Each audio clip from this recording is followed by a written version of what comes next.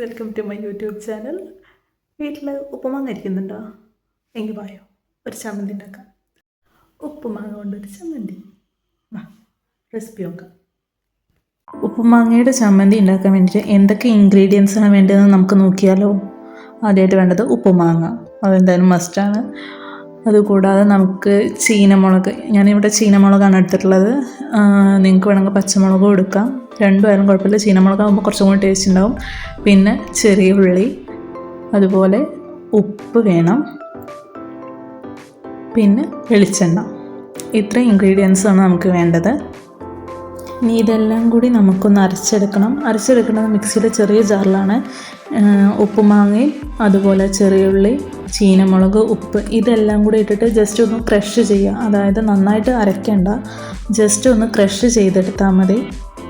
പെട്ടെന്ന് ഉണ്ടാക്കാൻ പറ്റുന്ന ചമ്മന്തിയാണ് കേട്ടോ. അധികം പണിയും കാര്യങ്ങളൊന്നുമില്ല. ജസ്റ്റ് ചെറിയുള്ളി നന്നാക്കേണ്ട കാര്യം തന്നെ ഉണ്ടാവുള്ളൂ.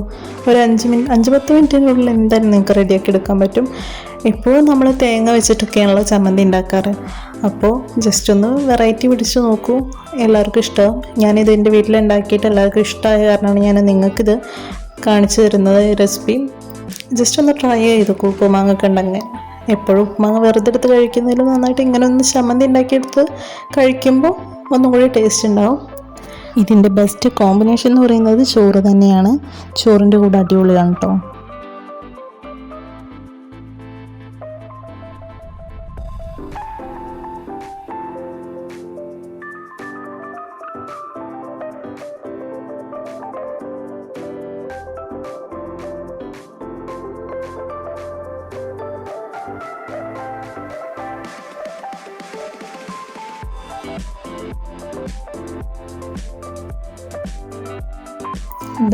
ഇതാണ് നമ്മുടെ ചമ്മന്തിയുടെ കറക്റ്റ് പരുവം.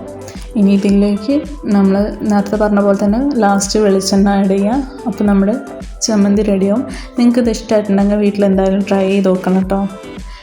ജസ്റ്റ് ഒന്ന് ട്രൈ ചെയ്ത് നോക്കും. നിങ്ങളെന്തായാലും വീണ്ടും ഉണ്ടാക്കും. ഞാനിത് 2-3 വട്ടം ഉണ്ടാക്കുന്നത്. വീട്ടിലെല്ലാവർക്കും ഇഷ്ടമായതുമാണ്.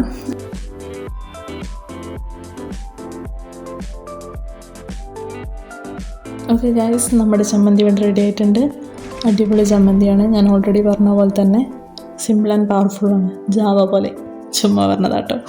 ഓക്കെ, അടിപൊളി ചമ്മന്തിയാണ്, അത് ഞാൻ ഉറപ്പ് പറയാം. നിങ്ങളെല്ലാവരും ട്രൈ ചെയ്ത് നോക്കുക.